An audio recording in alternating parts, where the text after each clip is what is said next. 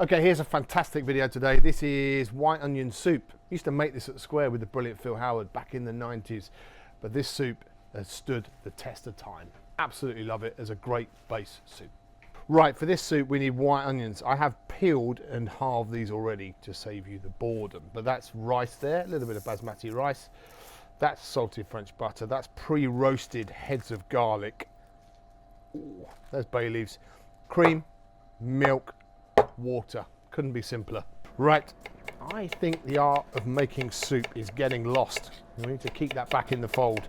I'm going to start by just slicing these white onions nice and thin, and we're going to start them in a pan with some salted French butter. I always start soups the same way, only this one starts with onions and is onions as a thing. I've got some basmati rice here, so we're going to make it a Soubise style. Do me a favour, would you mind just washing that rice? Just wash the starch out of it for me, so it's nice and clean. Just run the water until the rice runs clean through. Keep the onions nice and sliced, keep them even sized, and this would be basically the basis for any soup you're going to make. So if you wanted to make a leek and onion soup, you'd add leeks at this point. Leek and potato, add potatoes at this point. If you wanted to make a pumpkin soup, you'd do this bit, and then you'd add in the roasted pumpkin. If you wanted to make a soup with corn, you'd strip the corn, and then you'd add them into the onions at this point. So it all starts like this, which is with lots of onions as the basis for every soup. Like that. Maybe not every soup, but lots of soups. Very important now, we season that with Maldon sea salt. This is to draw out the moisture, slow the onions down, get that moisture out, get the sweetness coming through, and allow the onions to cook all the way through. So in goes those onions. And because it's a white onion soup, we want plenty of white onions in there. Just wanted to do something today that was really simple, really giving, a hug in a bowl, something that you can make inside 30 minutes that delivers way beyond the sum of its parts. Thank you, Adam.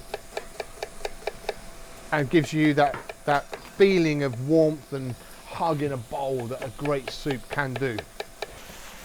So we don't really want to brown those onions, we're just trying to sweat them down, use the salt to draw out the moisture. And again, we need to start with a nice heavy base pan. This one from Hestan is fantastic. In it goes. Because a lot of neutral liquids going in here. There's milk, there's water, there's cream going in this. Neutral liquids with no salt whatsoever. So get that salt in there now and make sure it's enough so that seasoning is cooked all the way through the soup from the beginning all the way to the end. Now, this is a technique called Soubise. Now the reason we put this into this soup specifically is rice and white onions go together beautifully. They're a great marriage actually, but it's more important than that, it's a technical reason. Onions don't have a lot of starch in them. So when you make an onion soup or onion puree, you'll get that puree will be slightly split. It'll never really emulsify into that velvety, beautiful mouthfeel what we're looking for. The starch in the rice here will help draw in all that moisture and velvet and silk that soup and give you that mouthfeel you're looking for. Really will make a huge difference. There is a great flavour impact of it as well, but mostly it's to do with soaking up the liquid and giving you a velvety mouthfeel to that soup that I absolutely love. So that's why we do this here. But lots of purees are thickened with rice, lots of different methods have been used. Rice cooked in at the beginning, and it just ultimately gives you a soup that is just a bit thicker, a bit richer, gives you a bit more mouthfeel, and gives you a bit more unctuousness at the end. So that's why I love to have rice into this soup. Any soup that's going to be simplistic without any potato or starch element. So potato or pumpkin, that's going to give me the starch element. Corn, that's going to give me the starch element. A lot of starch in corn. But if I'm using simple watercress or simple white onion soup, I'm going to add a bit of rice just to give me that velvety finish at the end. That's the reason for the rice. Right, there's lovely. Look, you see that has, if you just come in there, Sam, see those onions are softened, they're translucent, which means they're see-through, which means all the water has been bled out of them. That rice is there. It's kind of starting to like stick all the starch on the bottom of the pan. That's exactly where I want this soup to be. Let's get some liquids in there now. Very simple, water. There's no need for stock.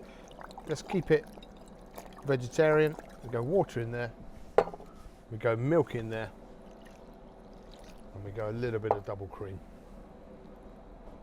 A little bit, I'll save that for something else in a minute. Right, let's mix that in. Bring that to a simmer. The seasoning is already in there, which is really important. We'll bring that to a simmer and we'll get that blended into an absolutely delicious soup. While our lovely soup is coming up to a simmer, just needs about 6 or 7 minutes simmering. While that's coming up and happening, I'm just going to make a little garnish for this.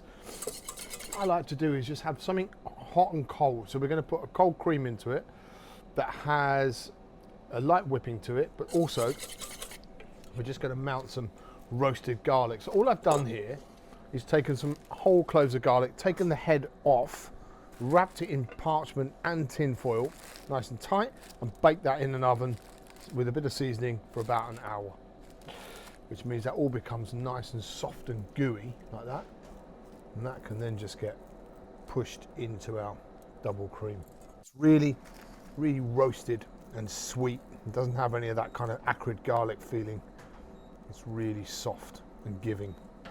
I don't mind if it's got lumps in it either. I kind of want it to be textured. It's a little bit of salt as well into the cream. I'm just going to whip this up into a chantilly. So very simple.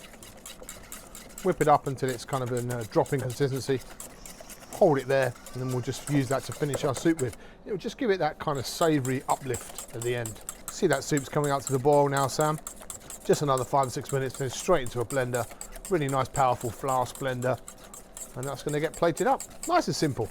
Like I said, a good soup starts with onions, seasoned well, nice salty French butter sweated down. You can use that to make a base for corn soup, pumpkin soup, potato soup, watercress soup, whatever you fancy. But I think a good soup is a really lovely thing to have in the fridge, and lots of things that people want to eat nowadays. I also think it's a nice way to use vegetables, seasonal vegetables, so nice cabbage, cavolo nero, kale. It's a really good way to use all those vegetables.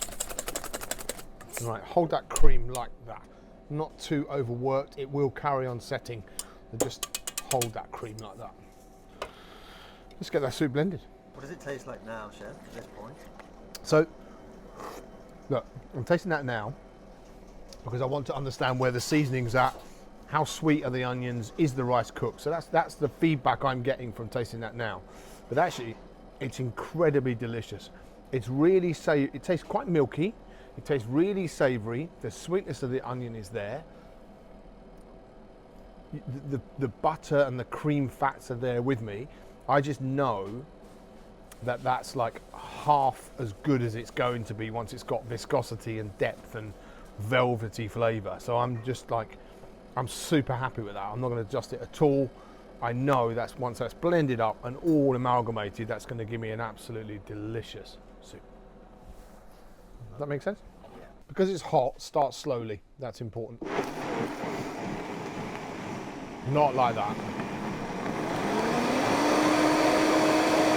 There we go.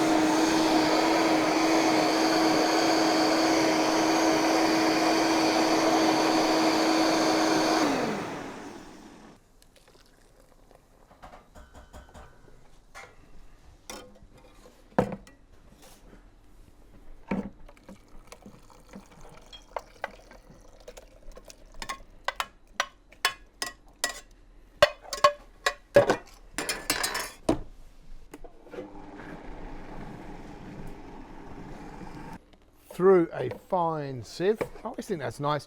It's absolutely not necessary at home to push this through a fine sieve, but ultimately it's just going to give you that really lovely velvety texture. I think a soup is as much about texture and mouthfeel as it is about flavour and seasoning. So I do like to use a fine sieve to push those through. Okay, so there's our delicious bowl of soup. And what you'll notice is, I'll show you, is how silky and smooth it is and velvety. And that's, I'm just gonna check the seasoning, absolutely delicious. And that rice is just giving it an extra richness and thickness to it. Very pure white bowl of delicious white onion soup. And then here comes that roasted garlic chantilly. floats on top and melts nicely. We're just going to finish that. A little bit of olive oil. And a little crack of black pepper. Who said soup can't be sexy? That's a beautiful thing. That is exactly what I'm talking about. Really nice bowl of soup. Cared for, loads of love, more than the sum of its parts. If you think that is literally just onions, bit of butter, milk, cream, water. Really simple. But actually cooked with love, cooked with care, cooked with a bit of know-how, you can really over-deliver on what that product should deliver for you. I think that's wonderful. And if you serve that to most of your friends, they'll be loving you for life. Equally, stick it in a flask, take it to the rugby field, watch your son play rugby, and enjoy your life. Soup, heartwarming, delicious. That's so good. It's so sweet as well. The onions, when they're cooked properly like that, the onions are really sweet. Roasted garlic, it's just adding another kind of dimension that's actually quite important. You put croutons in it, fried onions, or put whatever you want, but nothing quite as nice as a properly made bowl of soup. When it's actually snowing outside, Sam. Can you see that? Yeah. My warm bowl of soup, nice and toasty, while the restaurant's closed and it's snowing outside. Happy cooking. It's quite nice, huh?